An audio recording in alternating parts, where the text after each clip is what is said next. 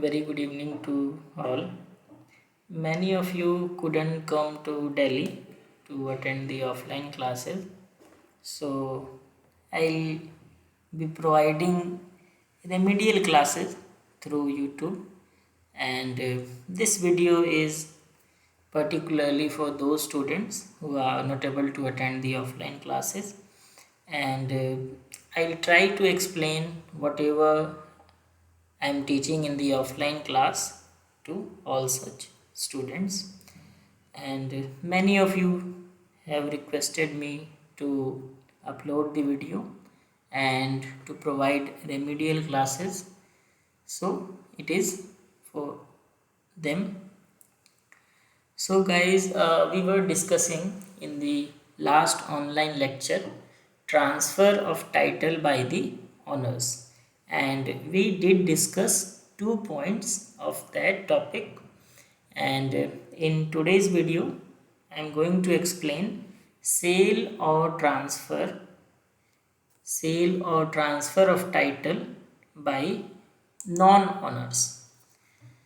So this topic is one of the important topic. You can expect one question from this chapter, and that question can be asked on this transfer by non honors.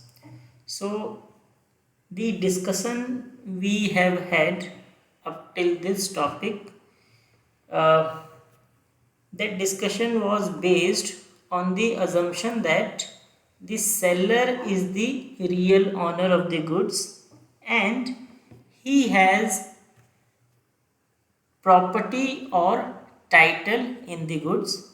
In other words, we can say he was competent to transfer property. So, that we have discussed till this point. But there arises one question, that can a person transfer a good title in the goods to another person if such person is not having title himself? For example, let's say A is a person who is transferring goods to B, but A doesn't hold a good title. The title is defected. Suppose he has stolen those goods from some person C. In that case, he doesn't have good title. So, can he transfer a good title to the buyer? That question is very pertinent.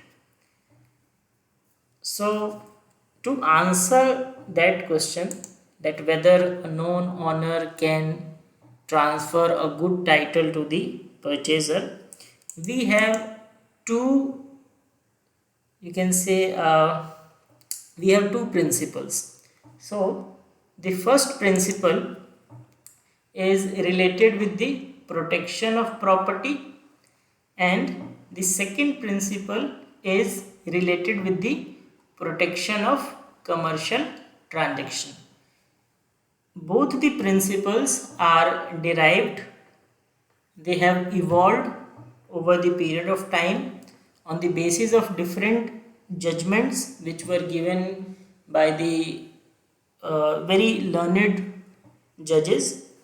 So, we will be discussing these two principles. So, the first principle, which is protection of property, is given under section 27 as a general rule. Okay, we will be discussing this general rule.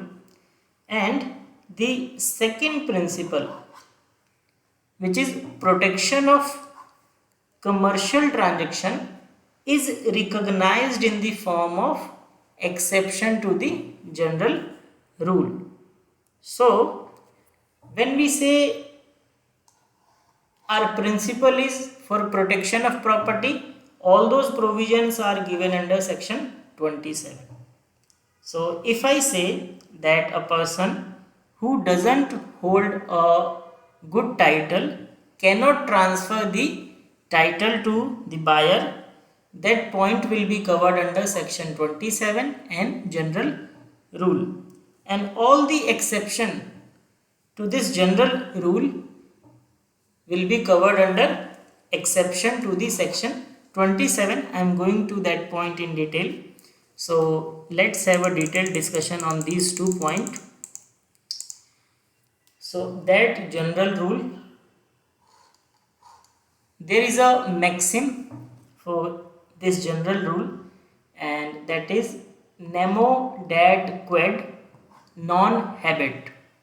And the meaning of this maxim is no one can give what he himself doesn't have. So this maxim is very clear. This general rule is very clear. This principle or general rule is basically protecting the property. Property means protecting the title. Okay. So if a person who is non-owner of particular goods, he cannot transfer the property. He cannot transfer the title or ownership. Okay, so this general rule is very clear.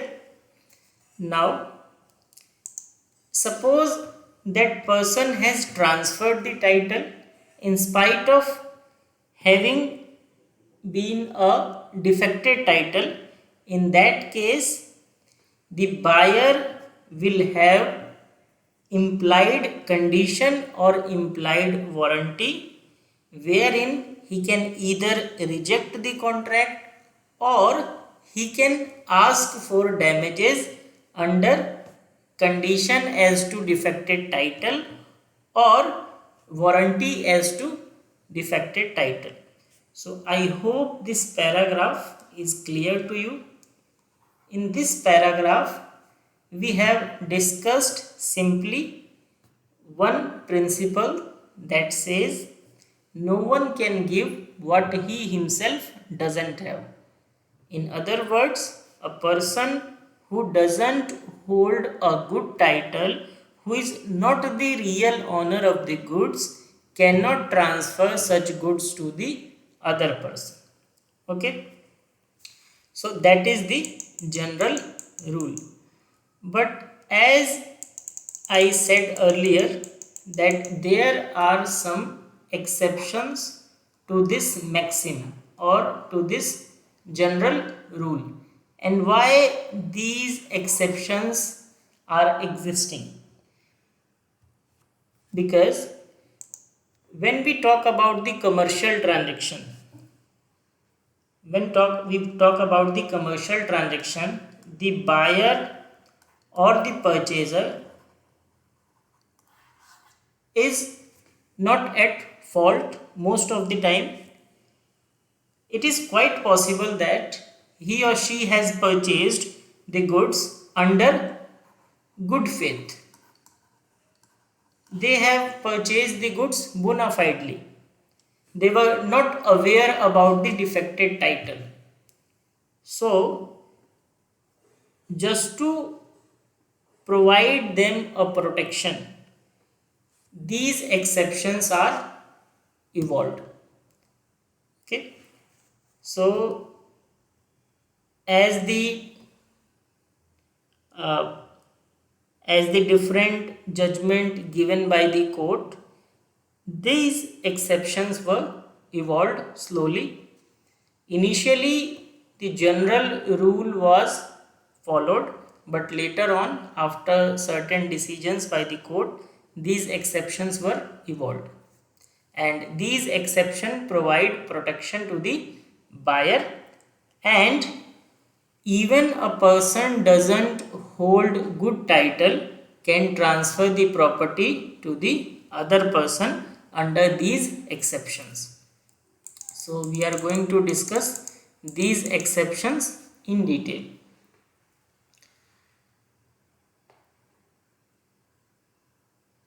So first point of these exception is estoppel. So we had already discussed this term estoppel in the previous chapter. Estoppel is basically arises when you are precluded from denying the truth of anything. इसको हम एक example से समझते हैं.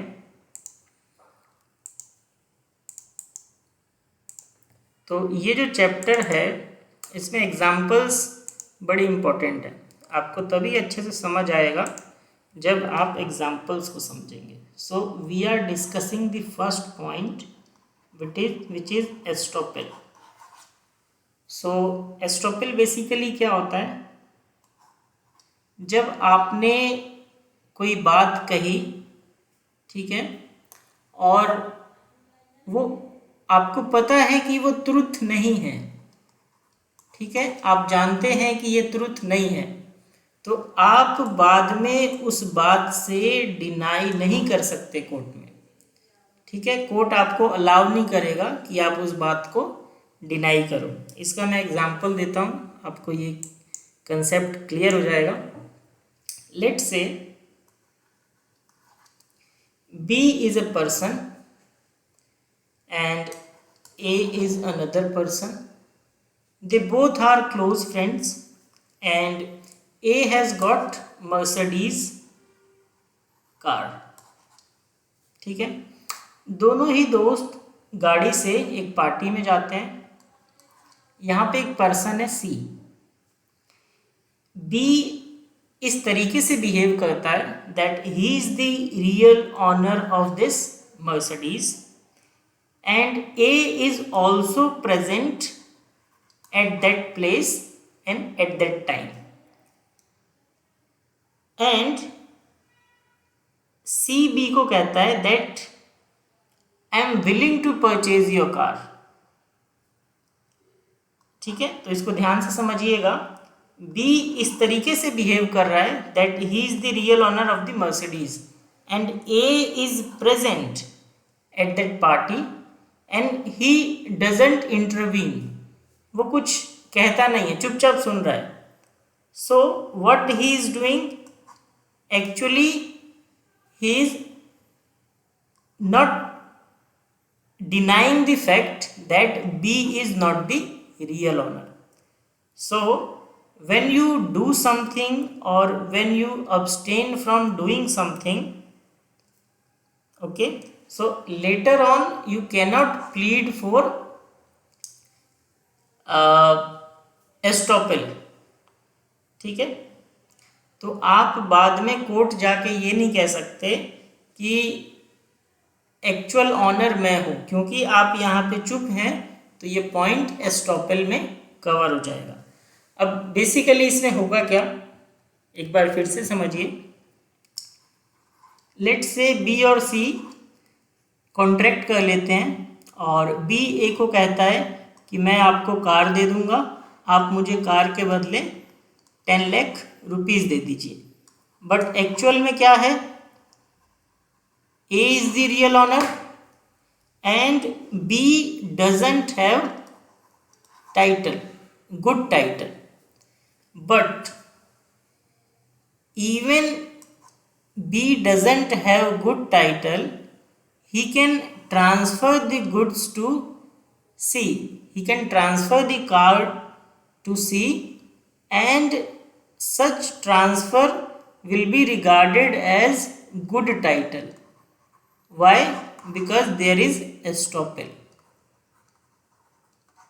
The court will preclude Mr. A from denying the fact that he is real owner. Okay?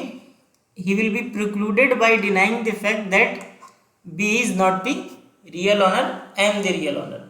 Court ये कहेगा कि आप इस चीज़ को आप डिनाई नहीं कर सकते. जब आपके सामने B ने ये कहा कि मैं रियल ऑनर हूँ और आप चुप रहे, तो आप बाद में ये क्लेम नहीं कर सकते. आई होप आपको ये पॉइंट समझ आ गया होगा. एस्टॉपेल हमने पहले भी पढ़ा है, तो ये उसी से आपको रिलेट करना है.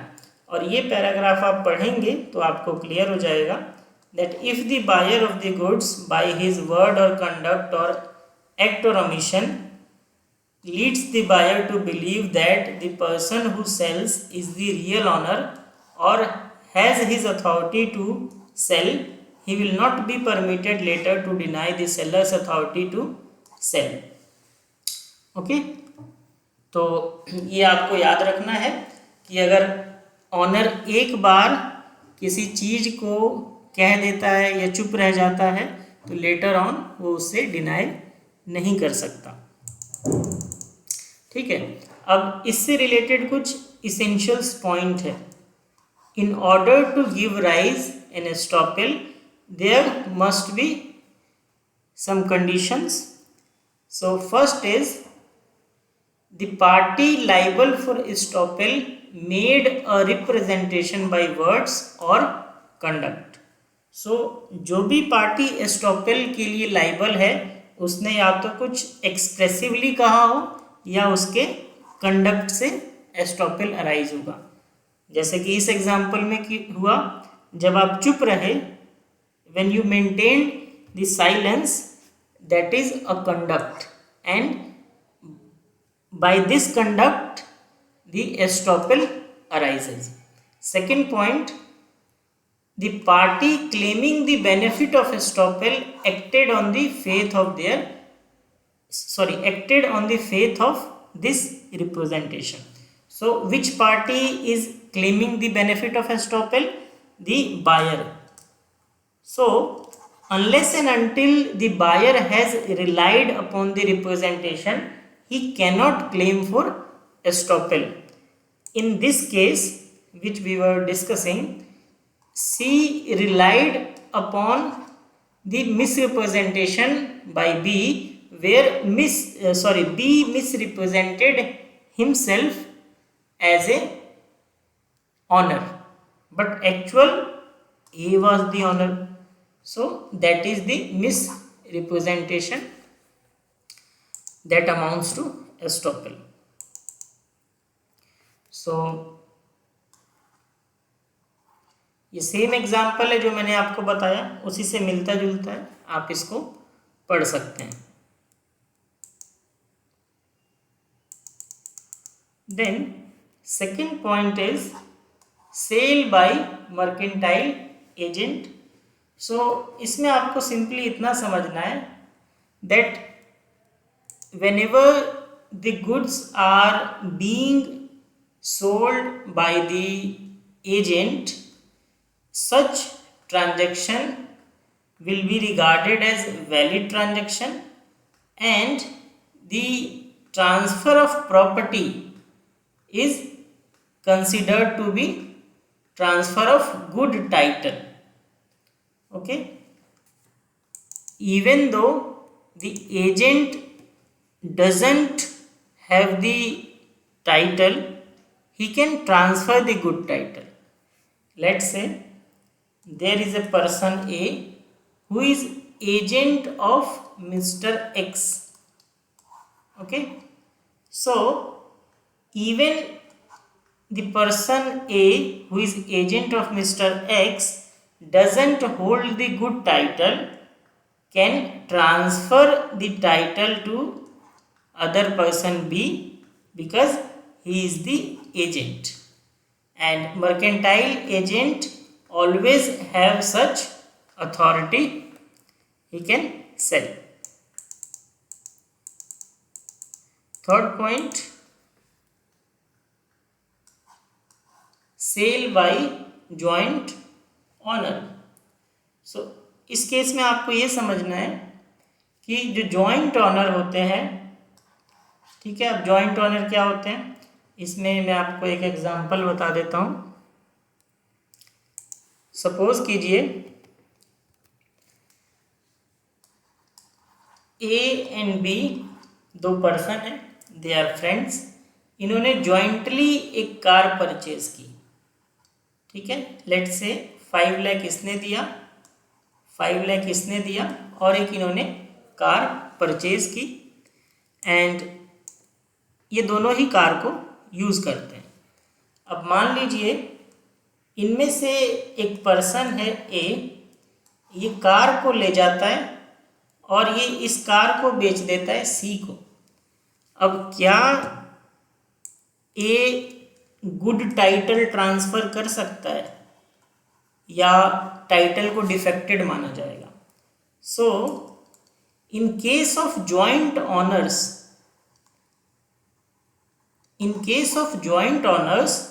a single owner can transfer good title, better title to the buyer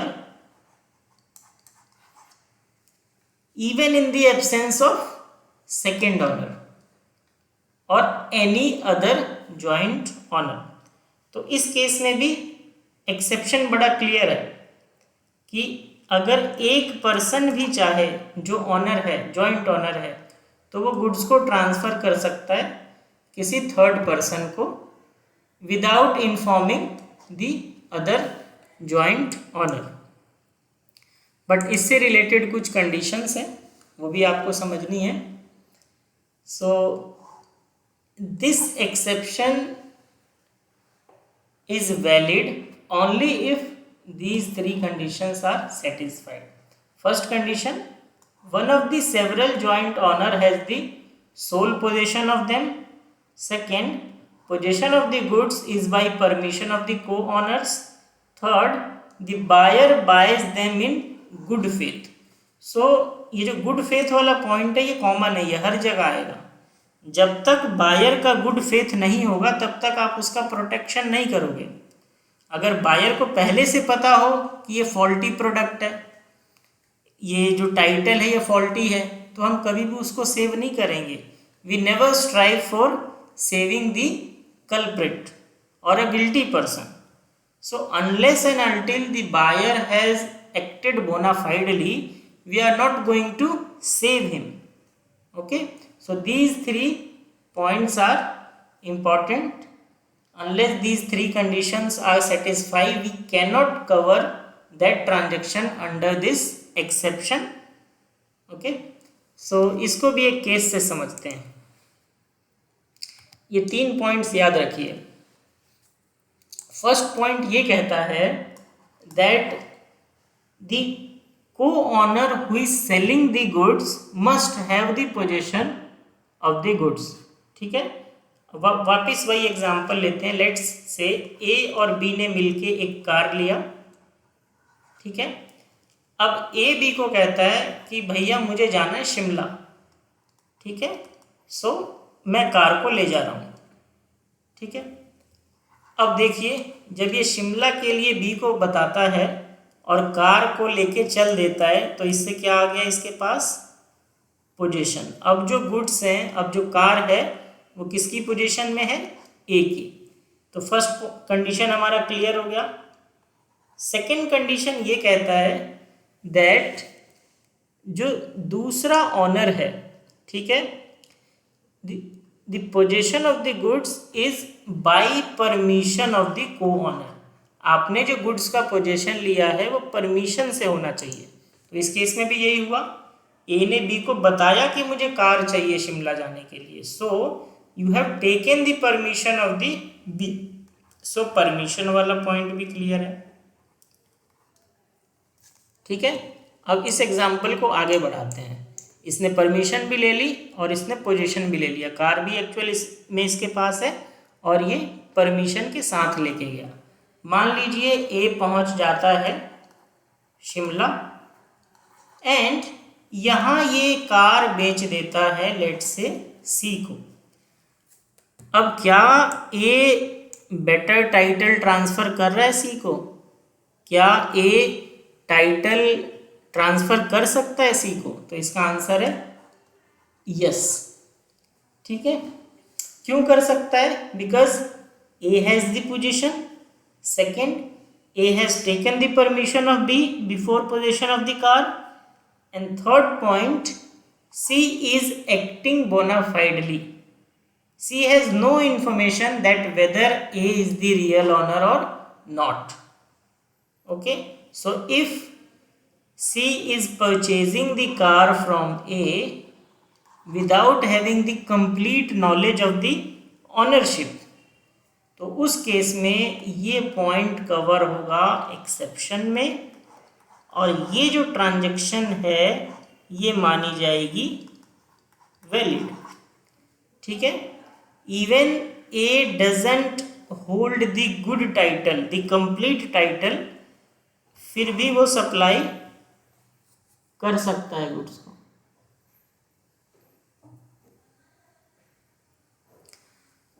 अब आते हैं हम नेक्स्ट पॉइंट पे।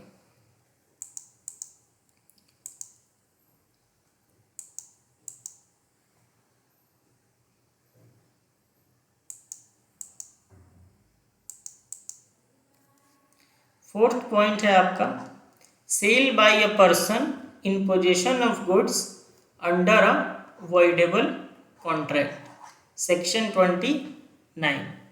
तो ये जो सेक्शन है, सेक्शन 29, ये बेसिकली बात कर रहा है ऐसे पर्सन की, ठीक है, जिसने गुड्स का पोजेशन लिया हो अंडर वॉइडेबल कॉन्ट्रैक्ट। तो क्या कोई ऐसा पर्सन गुड्स को सेल कर सकता है जिसने पोजेशन कॉर्शन के थ्रू या अनड्यू इन्फ्लुएंस के थ्रू लिया हो? सो यहाँ पे हम बात कर रहे हैं वॉइडेबल कॉन्ट्रैक्ट की, और जब इस पॉइंट को हम कवर करेंगे तो इसमें बात की गई है सेक्शन 19 एंड सेक्शन 19A की, और इसमें कौन कौन से पॉइंट कवर होंगे तो ये आपको फर्स्ट पॉइंट में दिया गया है। तो पहले इसको समझते हैं। A sale by a person in possession of goods is valid if the following conditions are satisfied. First condition is the contract is voidable under section 19 or 19A, and अब 19 and 19A में क्या cover होता है? तो first है कॉर्शन, undue influence, fraud और misrepresentation. आपको याद होगा हमने 5 पॉइंट्स टोटल पढ़े थे, उन 5 में से 4 केसेस में जो कॉन्ट्रैक्ट है आपका वो वॉइडेबल बन जाता है। ठीक है, तो अगर कॉन्ट्रैक्ट वॉइडेबल है, ठीक है, और कॉन्ट्रैक्ट रिजाइन नहीं हुआ, देखिए बी पॉइंट यही कह रहा है, the contract hasn't been resign at the time of sale, and third the buyer buys the good in good faith without notice of seller's defect. अगर ये 3 पॉइंट्स, ये 3 कंडीशन सेटिस्फाई हो रही हैं तो एक पर्सन गुड्स को ट्रांसफ़र कर सकता है even if he doesn't hold good title. इसको भी मैं एक एग्जांपल से आपको समझा रहा हूँ, इसको आप ज़रा ध्यान से समझिए। मुझे पता है कई बार पॉइंट्स जो होते हैं वो डायरेक्ट समझ नहीं आते। देखो, एक पर्सन है ए और एक पर्सन है बी। ए ने क्या किया, ए ने बी से एक कार परचेज किया, ठीक है, और ये कार का जो प्राइस पे होना था वो एक्चुअल में होना था, let's say this car was having a market value of 2 lakh, but on the basis of coercion A manage to get this car for only 10,000। अब ये जो केस हो गया ये हुआ कॉर्शन का, ठीक है। अब कॉर्शन के केस में क्या होता है, आप सबको पता है कि जब भी कॉर्शन होगा तो जो कॉन्ट्रैक्ट है वो वॉइडेबल बन जाएगा। वॉइडेबल किसके पार्ट पे होता है? The aggrieved party, the party who has sustain the loss. So in this case the aggrieved party is mister B. So mister B has a right to resign the contract, ठीक है। तो ये जो contract है ये voidable है किसके part पे? मिस्टर बी के। तो फर्स्ट पॉइंट हमने जो कहा that the contract should be voidable, तो ये फर्स्ट पॉइंट यहाँ पे आ गया, फर्स्ट कंडीशन सेटिस्फाई हो गई। Secondly, the person fails to resign the contract. अब मान लीजिए जो बी है ये कॉन्ट्रैक्ट को रिजाइन नहीं कर पाता विद इन टाइम, ठीक है, तो क्या होगा? अब मान लो ए के पास तो कार है ऑलरेडी और बी ने अभी कॉन्ट्रैक्ट को रिजाइन भी नहीं किया, और ए क्या करता है, ए जाके ये कार सेल कर देता है मिस्टर सी को। अब देखिए यहाँ पे क्या होगा, फर्स्ट पॉइंट कॉन्ट्रैक्ट वॉइडेबल था, सेकंड पॉइंट कॉन्ट्रैक्ट अभी रिजाइन नहीं हुआ, and third point the purchaser has innocently purchase the goods. तो जैसे ही ये तीनों चीजें हो जाएंगी, क्या होगा, ये जो सेल ट्रांजैक्शन है ये वैलिड मान ली जाएगी। ये जो ट्रांसफर ऑफ टाइटल है, जो ट्रांसफर ऑफ प्रॉपर्टी है, इसको हम मान लेंगे valid. Valid under exception to the general rule 27। ठीक है, ऐसा क्यों हुआ, although this contract was voidable, ये कॉन्ट्रैक्ट वॉइडेबल था, बट बी ने टाइमली इसको रिजाइन नहीं किया, और जब बी ने इसको टाइमली रिजाइन नहीं किया तो मौका पाके ए ने क्या किया, गुड्स को सी को बेच दिया, ए ने कार सी को बेच दिया। अब इससे क्या होगा कि सी जो है इसको एक गुड टाइटल मिल जाएगा, ठीक है, और बी सी से कार को रिकवर नहीं कर सकता, बी ए के ऊपर केस फाइल कर सकता है, इससे डैमेजेस रिकवर कर सकता है, बट कार नहीं ले सकता। तो ये पॉइंट था आपका फोर्थ। अब हम आते हैं नेक्स्ट पॉइंट पे, which is sale of a seller in possession after sale. तो कई बार ऐसा होता है कि जो सेलर है वो सेल करने के बाद फिर से गुड्स को बेच देता है, ओके। और ऐसा कब होता है, मान लीजिए आपने गुड्स को सेल किया but you still hold the possession of the goods, आपके पास अभी भी गुड्स का पोजीशन है और आप उसको आगे बेच देते हो, ठीक है। तो ये जो आपने सेल किया, ये जो आपने एक तरीके से रीसेल किया सेम गुड्स का, तो ये किन किन केसों में, किन किन केसेस में एक्सेप्टेबल है, या दूसरे शब्दों में अगर हम कहें तो ये किन किन केसेस में कवर होगा, एक्सेप्शंस में, कब हम मानेंगे that good title is transferred. इसको आप ऐसे समझिए,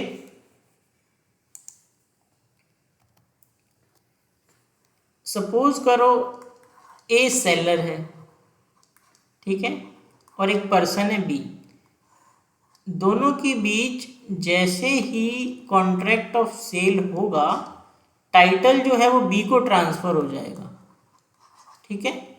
ऑल दो goods are still in the possession of A, but title has already transferred as soon as the contract of sale is entered. अब अगर ए इस गुड्स को सी को बेच दे तो क्या है, ए के पास तो टाइटल नहीं है, तो क्या वो एक गुड टाइटल ट्रांसफर कर सकता है। तो इस एक्सेप्शन में हम इसी को डिस्कस कर रहे हैं, that if A doesn't hold a good title, why, because he has already transferred the title to B under a contract of sale, so can he transfer a good title to another buyer which is C. So हमें इसका answer ढूंढना है। तो ये provision भी बड़ा clear है, ये कुछ कंडीशंस कहता है that if these conditions are satisfied the seller can resell the goods and even he can transfer good title. So the first point is the seller continue to be in possession of the goods. Second, there must be a delivery or transfer by the seller or by a mercantile agent acting for him. And third, the buyer or pledgee must receive the goods or document of title in good faith and without notice of the previous sale.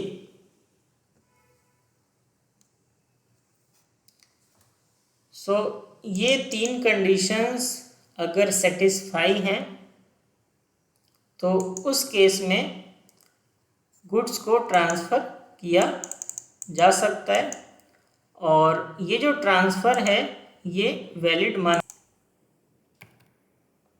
Okay, सो हम ये 5th point discuss कर रहे थे।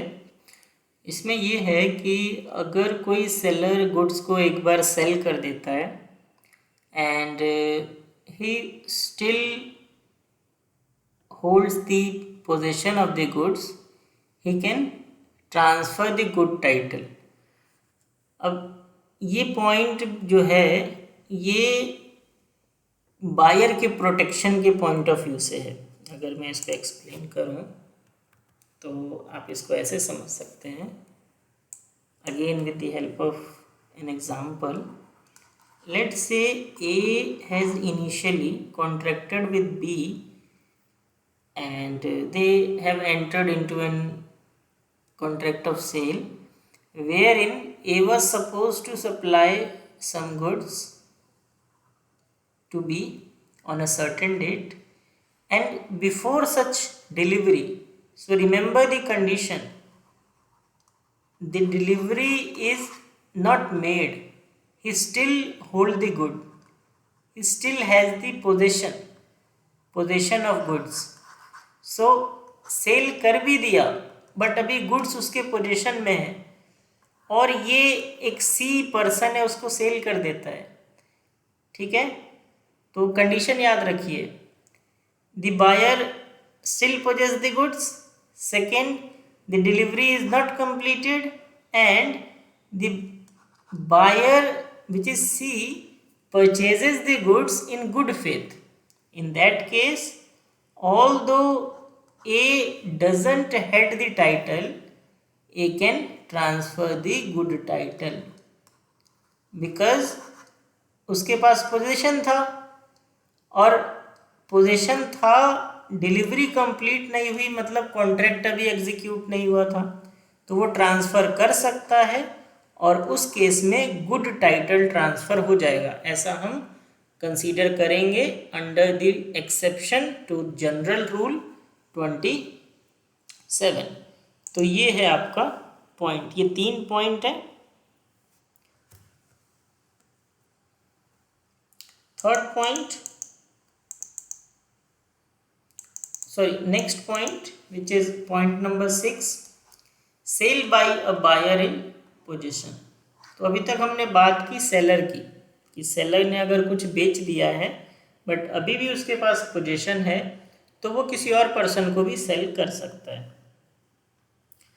इसी तरीके से अगर कोई बायर है, ठीक है, और उसने अभी कॉन्ट्रैक्ट किया है किसी गुड्स को लेने का, परचेज करने का, बट अभी एग्जीक्यूट नहीं हुआ कॉन्ट्रैक्ट, लेकिन किसी तरीके से उसके पास पोजीशन है, तो वो भी गुड टाइटल ट्रांसफ़र कर सकता है। क्यों? क्योंकि उसके पास पोजीशन है, और इस केस में भी 3 कंडीशंस अप्लाई होती हैं।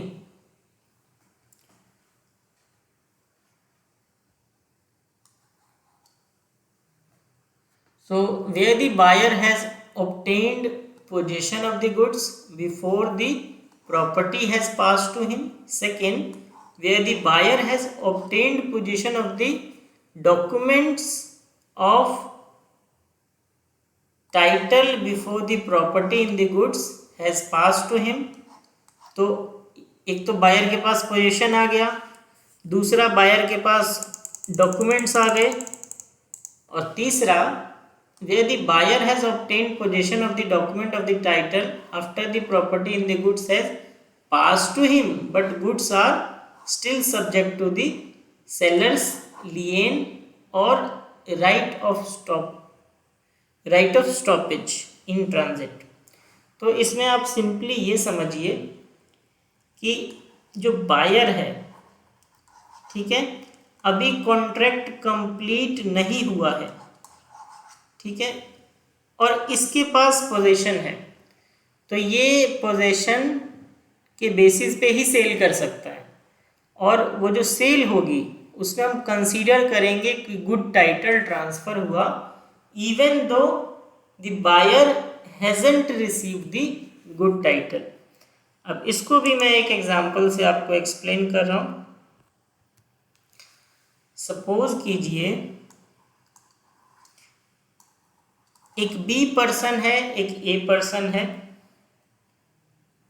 इनके बीच एक कॉन्ट्रैक्ट ऑफ सेल होता है और इस कॉन्ट्रैक्ट के अकॉर्डिंगली 10th ऑफ मार्च को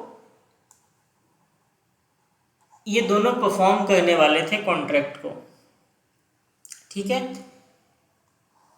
बट परफॉर्मेंस से पहले ही बी ने ए को डिलीवरी दे दी गुड्स की और ये कहा कि आप पेमेंट परफॉर्मेंस वाली डेट पे कर देना, ठीक है।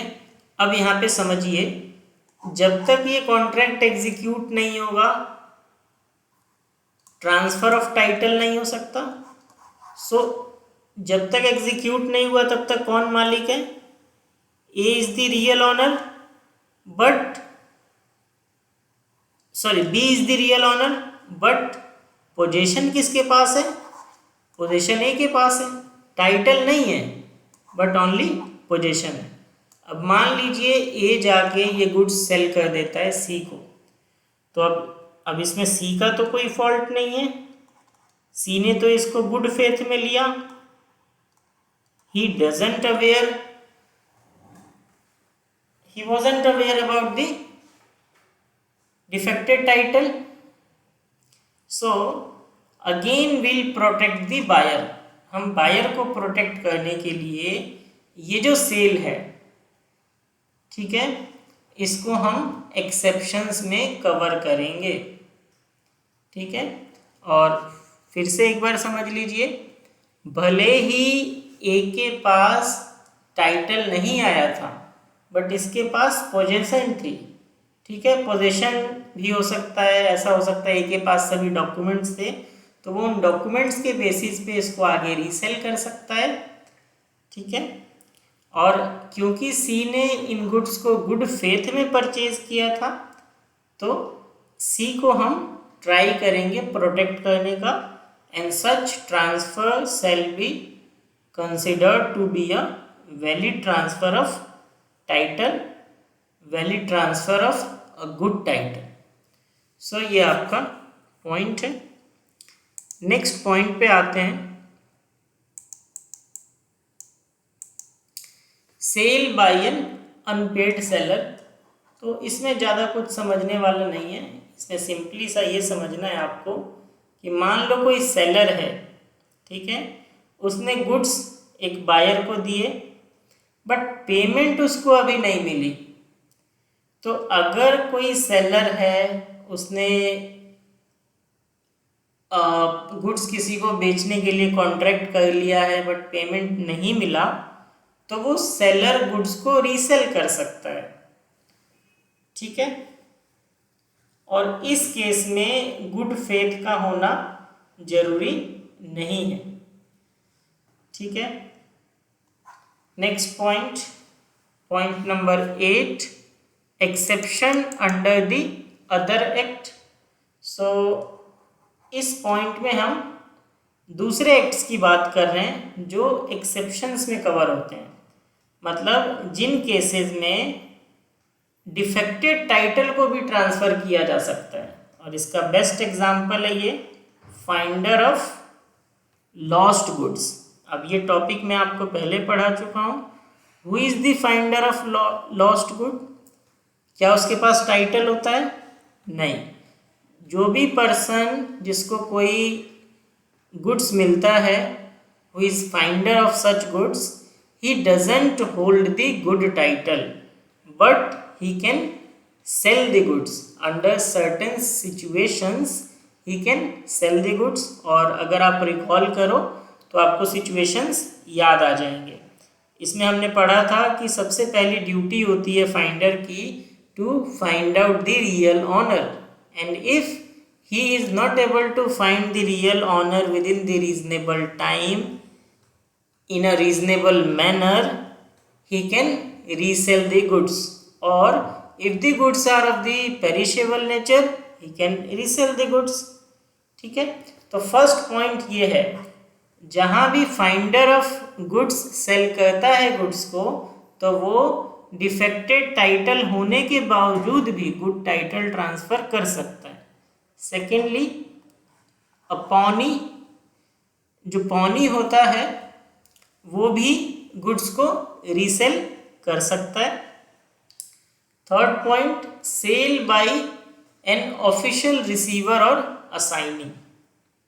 अब ये क्या है समझिए, जब भी कोई पर्सन कन्विक्ट होता है या इंसॉल्वेंट हो जाता है, तो कोर्ट एक ऑफिशियल रिसीवर या असाइनी अपॉइंट करता है, जो उस इंसॉल्वेंट पर्सन या कन्विक्टेड पर्सन की प्रॉपर्टी की वैल्यू करता है, उसकी लाइबिलिटीज़ को पे ऑफ करता है, असेट को रियलाइज करता है।